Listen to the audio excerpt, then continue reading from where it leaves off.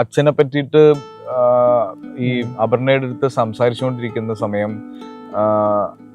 എൻ്റെ ആ full dialogues ഒറ്റ ഷോട്ടിലാണ് ഞാൻ ഇരുന്നിട്ട് അച്ഛന് അങ്ങനെ ഒരു പ്രശ്നമുണ്ട് എന്ന് പറഞ്ഞ് ഞാൻ തുടങ്ങി അത് ഫിനിഷ് ചെയ്യുന്നത് ഏകദേശം ഒരു മിനിറ്റിന് ഓൾമോസ്റ്റ് 2 മിനിറ്റുള്ളൊരു ഷോട്ട് ഉണ്ടായിരുന്നു. അപ്പൊ അത് ഫുൾ പറഞ്ഞു കഴിഞ്ഞിട്ട് ബാഹുൽ എന്നെ വിളിച്ചിട്ട് ജാസിക്ക് നമുക്ക് ഒരു മിനിറ്റ് ഒന്ന് നടക്കാം എന്ന് പറഞ്ഞിട്ട് നടന്ന് ബാഹുലിനോട് ഇതല്ല ഇതിന്റെ പേസ്, ഇതിങ്ങനെ അല്ല പറയുന്നത്. എന്റെ മനസ്സിൽ ഞാൻ എഴുതുമ്പോൾ കണ്ടിരുന്നത് ഇങ്ങനെ. അപ്പൊ ബാഹുലിന്റെ പ്രസന്റേഷനും അങ്ങനെയാണ്. കാര്യം ഞാനും ഒഫൻഡഡ് ആവരുതെന്ന് അവനുണ്ട്.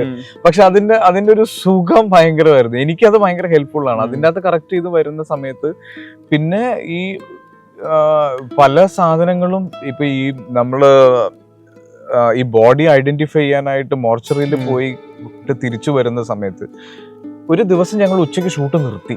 ഞങ്ങൾ തമ്മിൽ തർക്കമായിരുന്നു. കാര്യം ഇത് എനിക്കറിയാം, പക്ഷെ പ്രേക്ഷകർക്ക് അറിയില്ല.